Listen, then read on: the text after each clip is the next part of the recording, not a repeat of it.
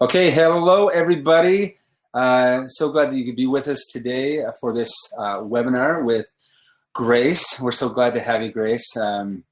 It's an honor to have you as a part of this discussion and what you're going to share with us. It's really great. I'm really excited because I know your work and kind of what you do, and you just done a fantastic job with so many people. And now we're going to share this with so many of the fortifiers that are out there. So again, thank you for being with us today. Honored to be here. For everybody out there, I want to introduce you so that they understand who you are. But before I do that, I want to just make a couple of announcements. This is a live webinar. We are, so if you are joining us live, please, you can participate in the live discussion and ask questions, and we'll be able to pull those into the conversation with Grace. Also, I want to remind everybody that we have a Fortify chat coming up on the 25th of April, and that will be just kind of the where we kind of pull conversations and discussions from you guys, from everybody in the community. We bring the challenges that you're facing and the solutions that you're facing. It's a great conversation. So join us on the 25th. And then on May 16th, we do have a webinar with Mark Chamberlain, who is a very well-known therapist that will be discussing a great conversation with us as well. So back to Grace. Grace, we're so excited to have you. So Grace, for those of you who do not know Grace Mclaren is a trainer, speaker, personal coach, serving professionals as well as youth and adults for personal development coaching. Grace holds a master's degree in education, in counseling and personnel from the University of Memphis, as well as a BA in education from the University of Tennessee. She's committed to developing and providing a thorough understanding of who her trainee is before moving into career boundary or action plan development. Grace is a founder and owner of Success Strategies, which has served nationwide in training, development, and coaching for more than 25 years. You've been around for a while, doing this for a long time, so you know what you're doing. And because of this passion for coaching, she founded Aim to Be Coaching, dedicating herself to personal development and value alignment. So, Grace, again, so glad you're with us.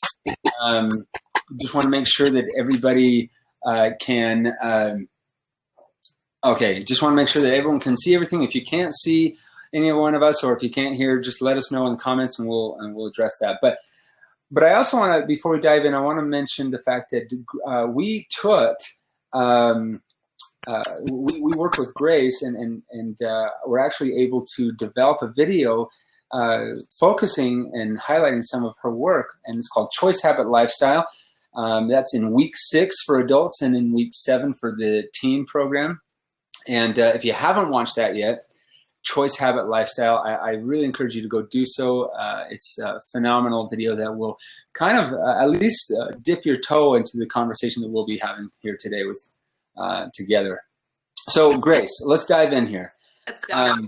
So you write extensively on this subject, on Choice Habit Lifestyle, and you often kind of establish this idea of like, do you have when you talk to an individual that you're working with, do you have a life vision, a future dream that motivates you, that kind of pulls you forward and really informs the decisions that you're making? And what you've told us is that oftentimes when you talk to somebody that you're helping or coaching, they don't. It's not something that you've even thought of. Let's talk about that for a second. Yeah, I think that it's so amazing to imagine what our lives would be like at 90. What do we want it to look like? What do I want it to be upon when I'm about to die? Who do I want around me? And what do I want to have said and done in my life story? Do I want family with me? Do I want to be married? Do I want to have the kind of life in my vision I plan to go first. So I want my husband there, and I want loving words between us. So if you've got that as the vision of this is what I want in my future, boy, that sure changes if I want to lash out at him, or if I want to do something that's undermining to that relationship. I go, whoa, whoa, whoa. Let me remember my vision. Am I on my vision or off my vision?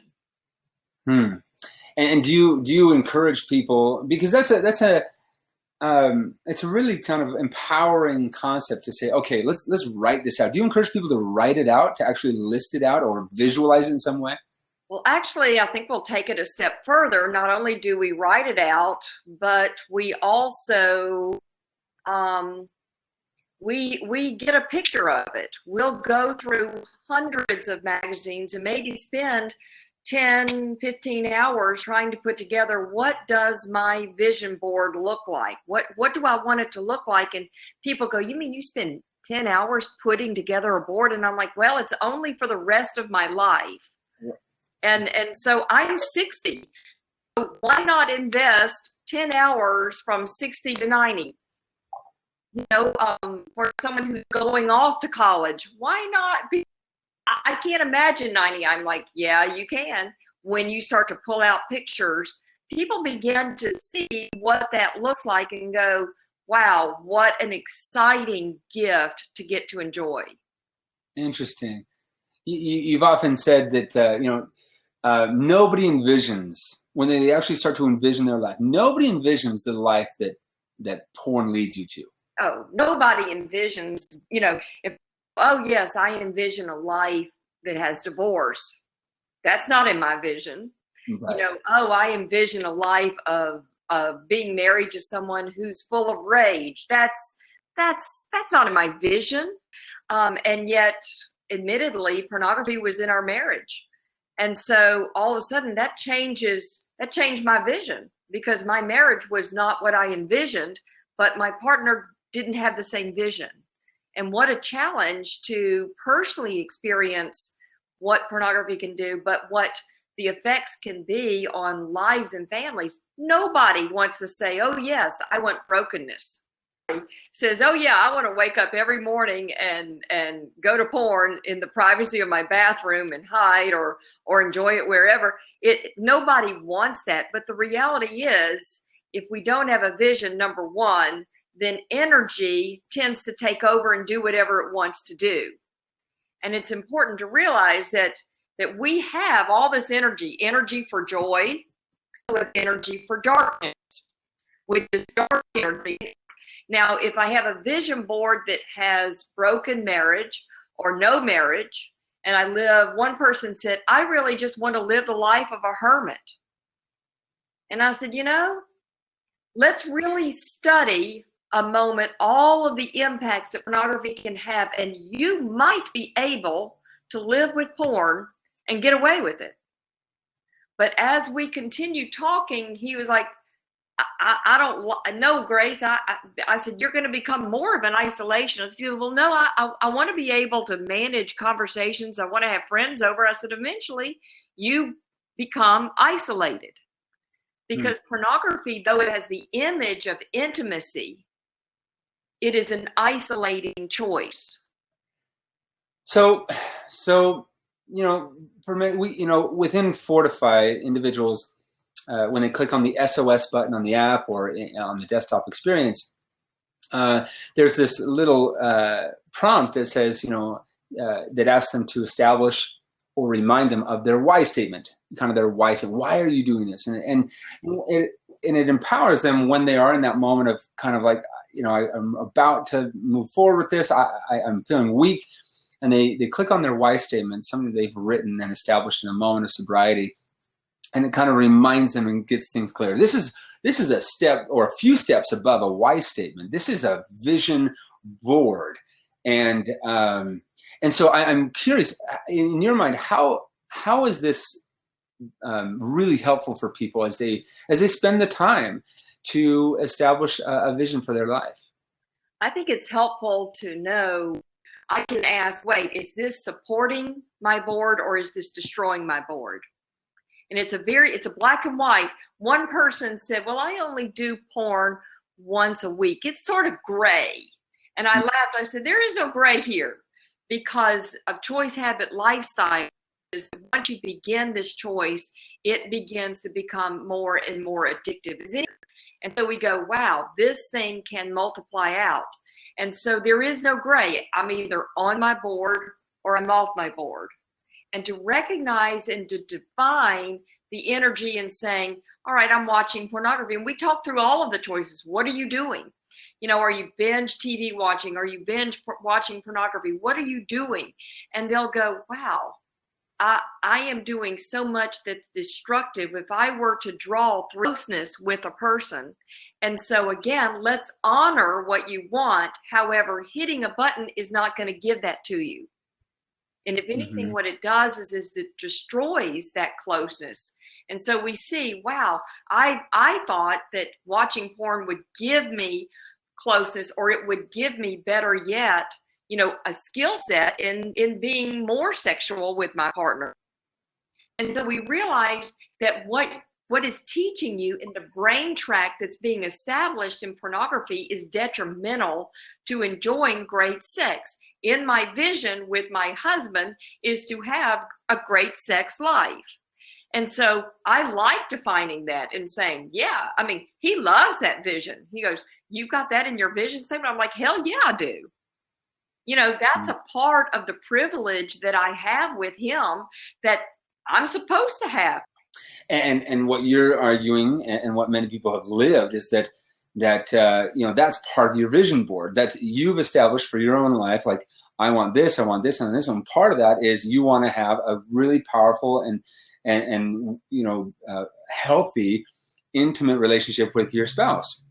And you start to look at the you know, going back from that vision board and saying, okay, am I making the choices today that will establish kind of a you know, the habits and the kind of structure and the framework to then be able to provide that lifestyle. So this whole concept of choice, habit, lifestyle, can we break that down for everybody, for those that maybe not are aware of that structure?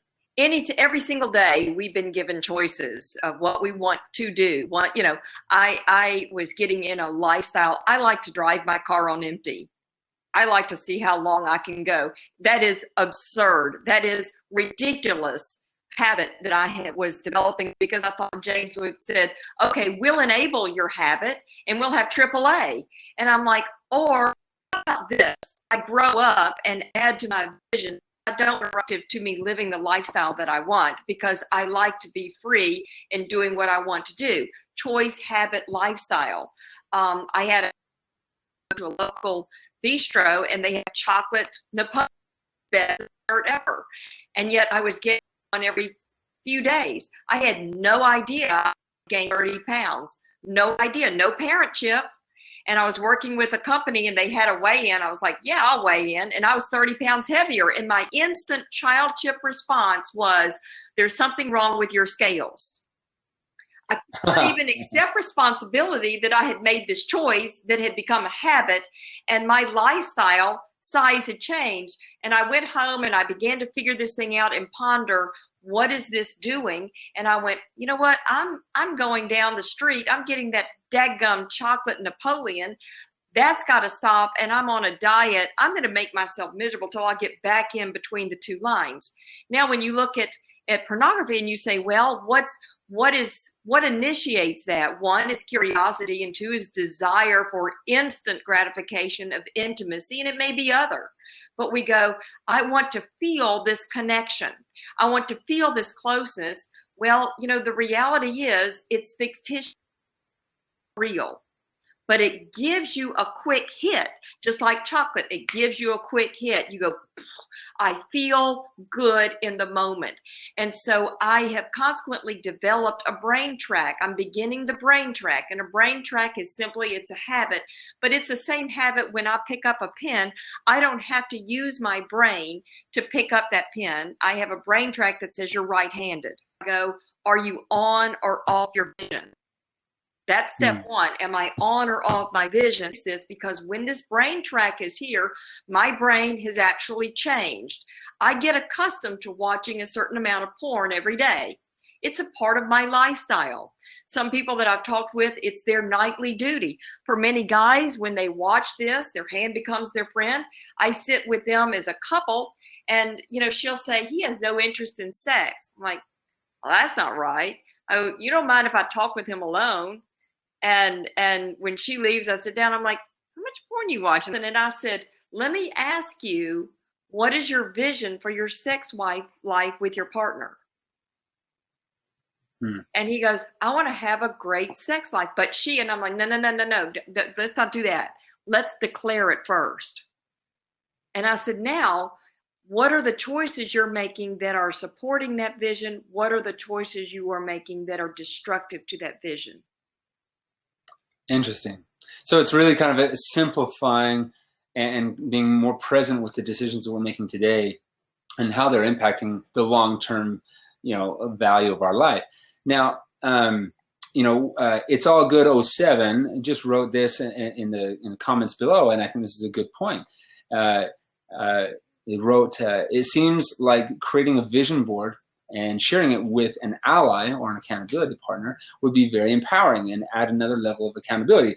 Would you advise people to establish their vision board and share it with those close to them so that they can have that accountability, or is this something that should be very personal? I think the more people who know my vision board, the better.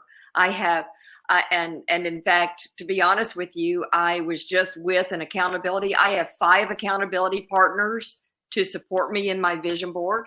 Because why? I think that everybody should have 5 people who are intimate with their vision board of saying, wow, when I see it, if someone sees me getting fat, I need to have my butt kicked. People have it in their bathrooms for their spouses. One guy that had been on porn, he has it right in front of his toilet. So he said, Grace, every time I go to the bathroom, it's right there. And then he took it a step further and did a vision board for his relationship with his wife, by the way, who doesn't exist. Right now, he's not married, but he said, you know what? I'm going to put together the entire vision board of everything I want in my wife. Interesting. And he said, so that way, when I'm tempted to look at porn, I'm going to look at that board and go, is it worth it? Because one of the questions I asked him, I said, do you want your wife to be on porn? And he went, well, no, hell no. And I said, well, why is that? Why? And he said, I'm putting a standard on someone else I won't put on myself.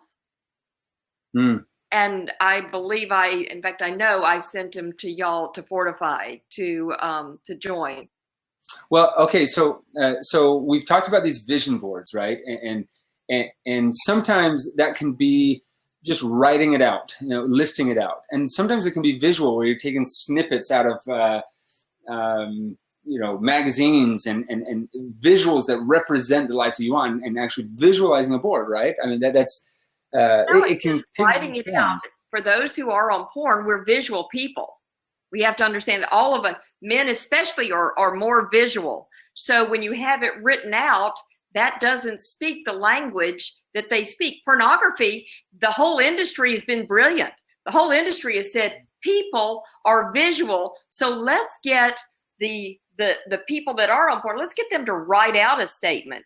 Because if you just write it out, we're not connecting with it as well.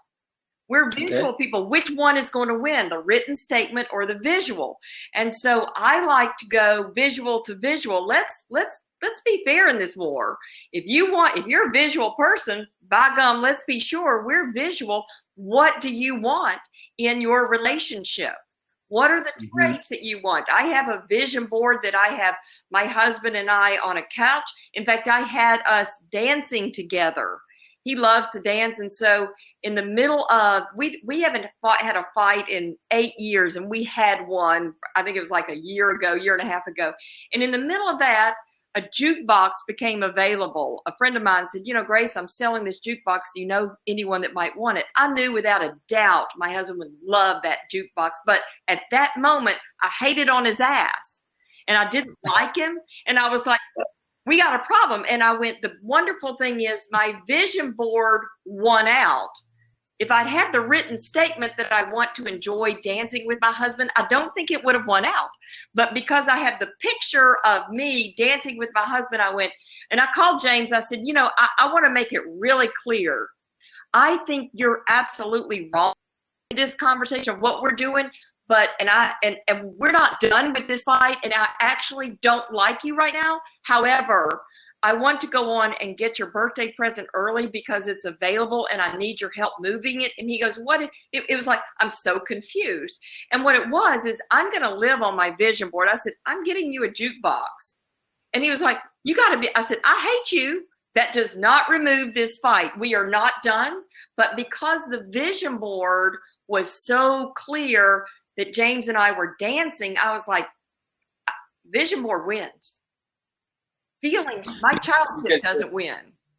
Because the vision board was established in a moment of clarity and sobriety, emotional sobriety, so that that you could create that vision rather than making decisions based on the immediacy of anger and the emotions that arise at moments.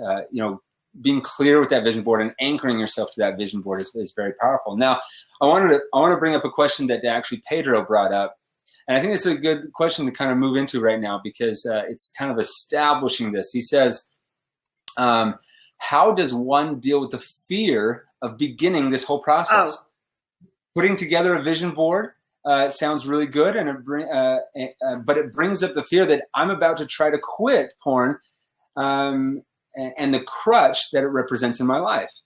I feel that I sabotage good solutions, even though I desperately want to end this addiction.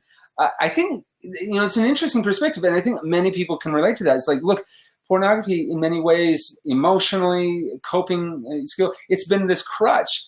And I think, these solutions could work, but there's a little bit of like this dissonance feeling, this kind of... Yeah, how do I let go of this blanket? I've got this blanket, and I know it.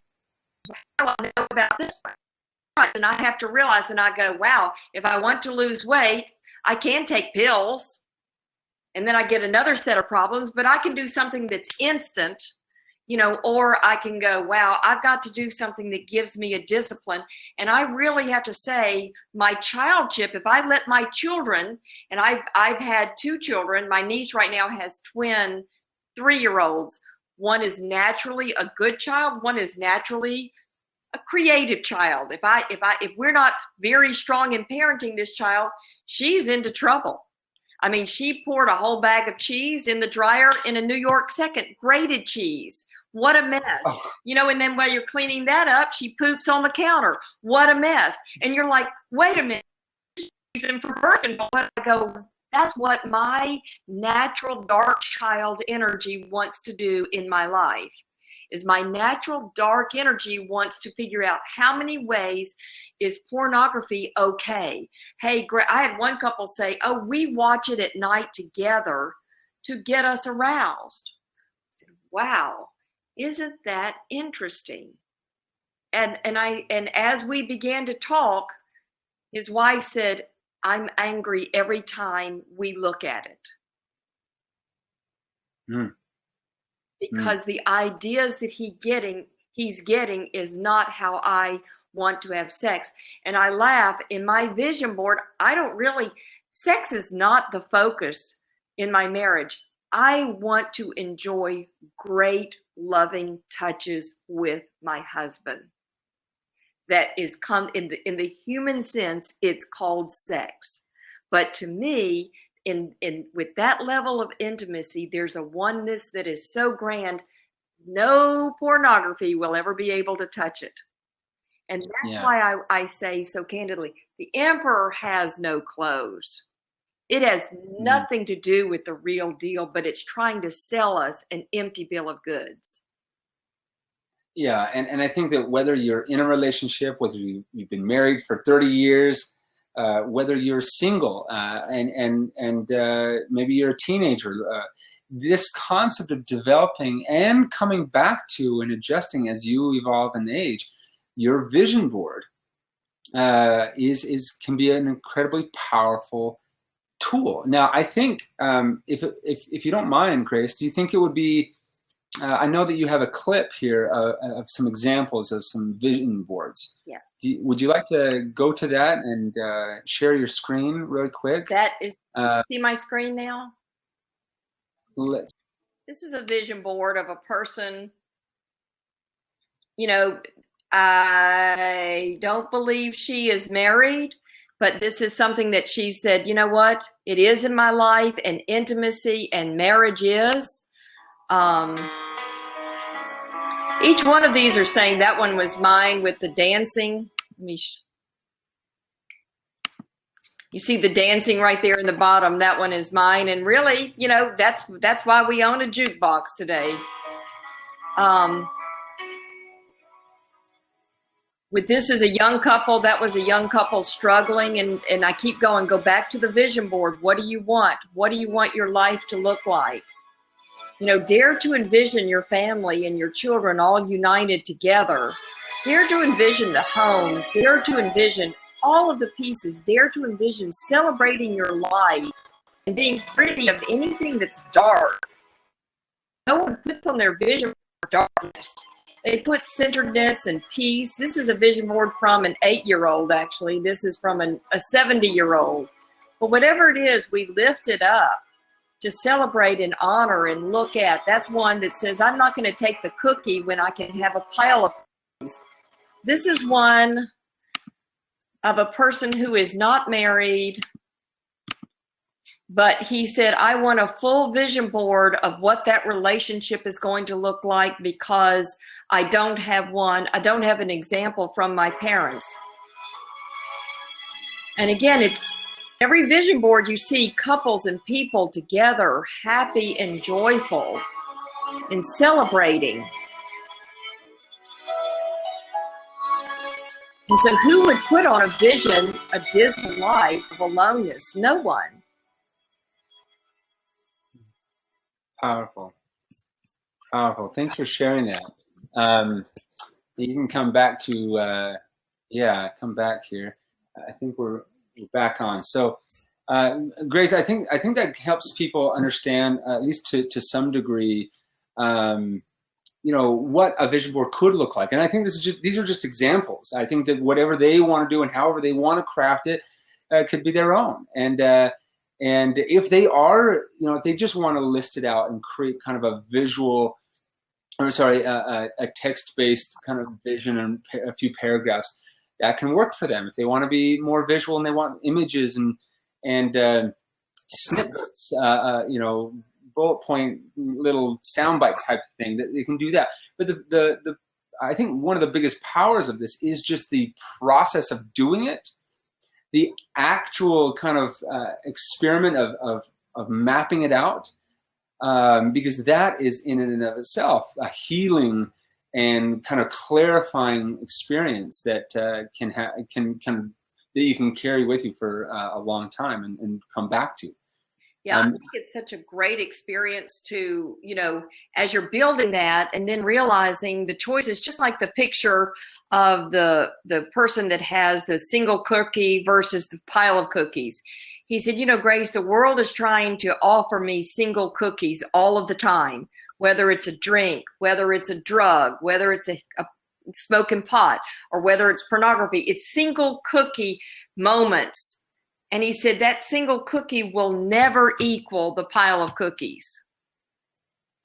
And more healthy versions of those things. Yeah. And so he said, every time I'm given a choice, he has that visual of single cookie versus pile of cookie. And he goes, I'm waiting for the pile, you know, to declare that you want the kind of marriage, declare that you want a family that's healthy. I had a good friend of mine who had hidden that he'd been involved in pornography for years. Well, one of the natural consequences of pornography is having an affair. And then the brokenness of marriage and the brokenness of his family. And when he came out and told me everything, we'd gotten with this couple every weekend. These are close friends. And I looked at him and I said, how don't you know the formula choice, habit, lifestyle? You need The formula. I love that. not The formula. it's 1 + 1 = 2.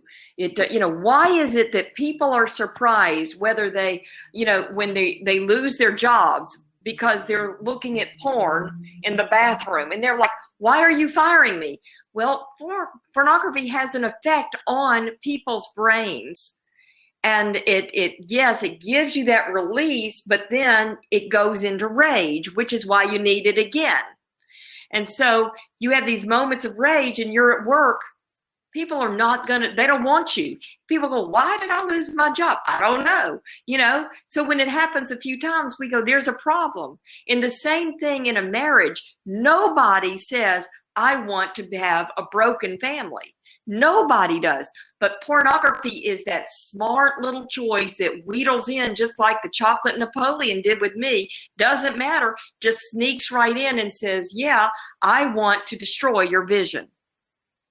And one thing I love about your formula, choice, habit, lifestyle, and the vision board is that the vision board is like an anchoring, establishing first step. Like, okay, let's first create the vision that you want.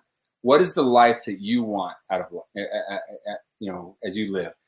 What does it look like in 90 years from now? What do your relationships look like? What does your day-to-day look like?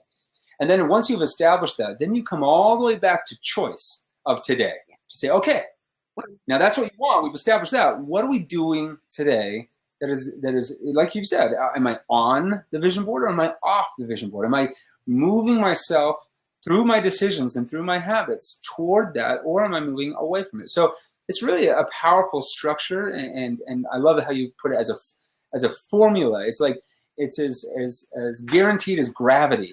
If you do this, it's going to lead to this, period. No doubt, no doubt. And so I have to go, wait, what am I doing that undermines my vision? And literally sear it and end it and go, no more, and declare it. You often talk about the fact that, as you speak to the people you work with, you say, you can have all the porn you want. Oh, absolutely. But you can't have the life that you want or the life vision that you want. That is not something you necessarily is not a single choice moment. That is an accumulation of choices that lead to that. So you can't necessarily have the life that you want unless the choices you are making are leading you to that. So porn, you can have all you want, but you can't have the life vision that you want. That takes work. Yeah.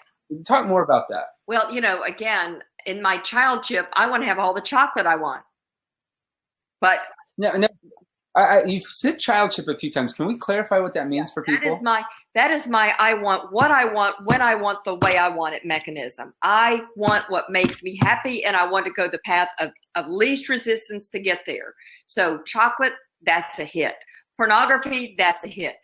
Running yellow lights, that's a hit. Whatever the choice is, it's a quick hit, and I go, man, that feels good. However, to think that there's not an effect of that is a lie. Why is that? Well, because this business is saying to the world, we are suckers. We are not vision oriented, and we're owned by this childship energy that says, I want what I want when I want the way I want it. Well, the design of the world by this phone, anything I want, I can order it on Amazon Prime. I can basically get what I want when I want the way I want it. However, we have got to understand that we've got to begin to exercise a stronger parentship that says, I may want this, however, this is not a good choice. All of us have seen children, whether it be in a restaurant, not anymore because now they're all on videos, but we've seen kids in grocery stores where they throw fits and they have these temper tantrums because they want the candy and they want it now, and the parent says no. I remember when my kids did that, and my rule was, I was like, I'm leaving the basket of groceries. They're going in timeout. And I literally left the basket of groceries, my regret, my child, oh yes, because you're throwing a fit, we're going to give you this chocolate. Well, the same thing with pornography. My childship says, I've gotten used to this. I want what it does for me. It feels good. And I absolutely respect that emotion. However, in our parentship, we have to walk through and say, does that choice support the vision of what I will want in my life? Okay. Yeah, that's helpful. That clarifies. So let's come back to that question of you can watch all the porn you want, but you can't have the lifestyle you want, or you can't have the vision you want. You can watch all the porn. But the question is, what is the effect? Yeah. Do you plan to stay reliably employed? If you're independently, maybe if you have a trust fund, I'm trying to figure out the scenario in which unlimited porn supports one's life. And the only thing I think I can imagine is if you're in a trust fund on an isolated island where food is being shipped in and you have no contact with people, possibly. Well, what porn does is it objectifies the person. So that if all of a sudden my husband comes home and he's raging and I go, James, what's going on? And he's like, don't talk to me. I have now become an object to him. I am no longer his partner. I'm an object because why? He doesn't want to interrupt what he's just had on porn. And so is that our vision? No. Do you have any examples of how the framework, how vision boards have helped individuals overcome in your experience with coaching so many people over 25 years? There are going to be a lot of temporary moments that I will want to give in to choices, but that's not the defining element of my life.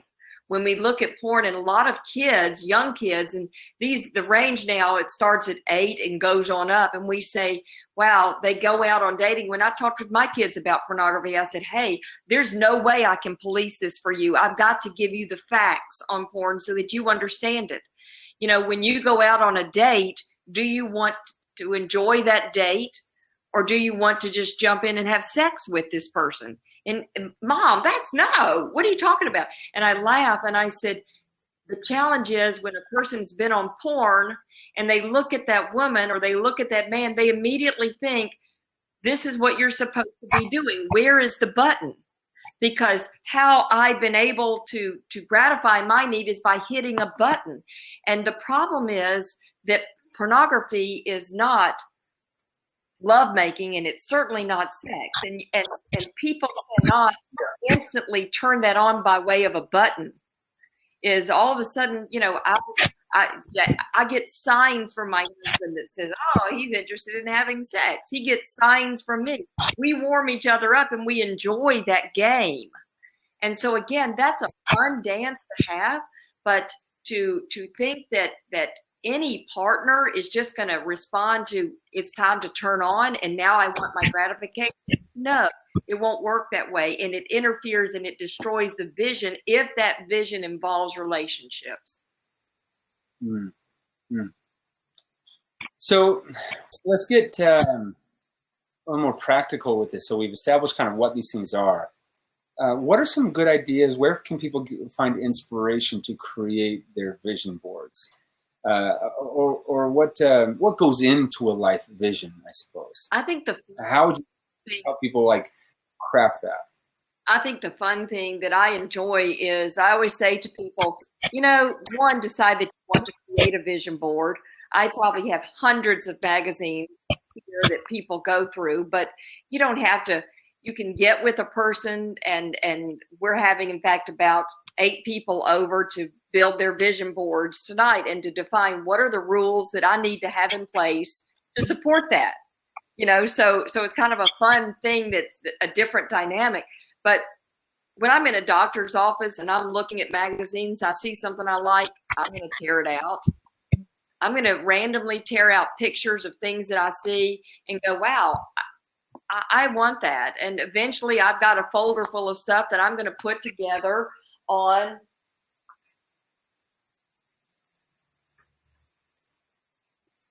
Are you there, Grace? I'm here. I'm going to randomly put together, these pictures that say, hey, this picture represents my story. Because why? As a man thinketh in his heart, so shall he be. So what am I thinking about? If I'm only thinking about pornography and sex, well, that's the direction I'm going. If I'm thinking about enjoying dancing with my husband, or on my vision board is I'm walking an elephant, and people go, what's that about? I said, I always want to be doing something that's fun and creative. I don't want to be normal. And so I like that, saying, wow, I'm not going to fit in that norm. If I didn't have that picture, I wouldn't have that to think about. I would have other things. One thing I like about, and this is just what I heard when you said that, when you said to put a photo of yourself on that, on your vision board, I think as a child, I think one thing that could also do, in addition to kind of now I'm the parent to be better, but it can also remind you of how, when we think about ourselves as a child, no matter what has happened since then, no matter how dark and deep we have gone in our own lives and the decisions that we've made that we are not proud of and we regret, and we feel a lot of guilt around, and that we've tried to reconcile and we're dealing with now, perhaps. As we look at that image of ourselves as a young child, there is a beautiful innocence and purity and goodness that just perpetuates off that image, and it just is beautiful, and it can remind us as we look, we still have that ability. We might be dealing with something right now, and that's separate from who we are deep down, but we might be dealing with something, but we're still that good little child. Every person that I work with, that I want them to have a picture of them as a child that they loved on their phone. So that they're always reminded, would I want this for me? Would I want this for inside? Do I want this? Because all of us are basically parenting this child energy within us. Dark child, light child. I got to parent it. What am I going to do? How am I going to parent this child? I've got a picture of me as a child up there that I see, so that when I'm struggling, I just look up and go, okay, come on, little Grace, let's go. Here we go. My dad called me, his nickname for me became Marvelous Grace. And so that's, okay, come on, Marvelous, let's go. We've got it to do. And again, when I look at that, I will parent for that child much easier than I can sometimes just for myself. Yes. Because that child is worthy of the battle that I've got to hand. And it's worthy to win, and it's worthy to beat this battle. So in the short time that we have left, I wanted to ask you another question that people might be thinking about right now. So let's say that I'm 15 years old, and I'm wanting to create would you recommend always creating the vision board, like looking to all the way to the end of your life and creating a vision board around that? Or is there value in saying, okay, to a teenager that's 15 that might be watching right now, and saying, look, create a vision board for what you want your life to look like in 20 years from now, and then at that time, or in 10 years from now, and read and then come back to that moment and establish for the next 20 years and the next one. Is that the way you would recommend, or would you say, no, look, right now, a 15-year-old can still visualize what the end of their life should look like and what they want their relationships to look like, in their adult life, and it's more generic and a single vision board that can be adjusted and changed along the way is better. How would you go to the end game? And the reason is because they feel this pressure of, wait, that means in 20 years, what will I be? I'll probably be married, and they feel that pressure. In 90 years, they know it's already done, so they don't feel that pressure. But then we back it up. And I love having, in fact, one of the people coming tonight, the whole vision board building is going to be on the focus is purely on relationships. What do I want? In fact, I have one. What do I want a relationship with my non-existing spouse? What do I want that to look like? For others, they are married, and I say, wow, you're making choices that are undermining what you want. Let's get a vision of what you want your marriage to look like. But for those who are not married, go on and build a vision board. What do you want it to look like? Because the world is not teaching us, nor are we getting a message that supports living a life that is porn-free, that does support. So for those of you who are just catching this, I want to kind of summarize what we've talked about for the last hour. And ultimately, it's all about asking yourself, what kind of vision do you have for your life? What kind of person do you want to be? What motivates you and gets you excited when you think about your future, and to craft a vision board around that so that you can kind of anchor yourself back to it. Grace, we're so grateful to be able to have spent time with you on this topic. There's so much more we could cover. Are there any last comments that you'd like to leave with everybody listening right now? What I hope and pray is that everyone determines, one, they are worthy of the vision, that they dare to dream and to declare, I am worthy, and say it every morning when you wake up, I am worthy. Let's kick some ass and do this thing. Awesome. Grace, thank you so much for being with us. You are an inspiration, and I appreciate your help in this whole with our Fortify community, and I know that everybody that watched it live and are watching it in the archives are going to benefit from your words. So just a reminder to everybody that, again, the 25th of April, we have a Fortify chat with Holly Jepson, and then on the 16th of May, we have another expert webinar with Mark Chamberlain, both of which are going to be a lot of fun. So thank you, Grace, and thank you for all who attended. Appreciate it. See you later, guys.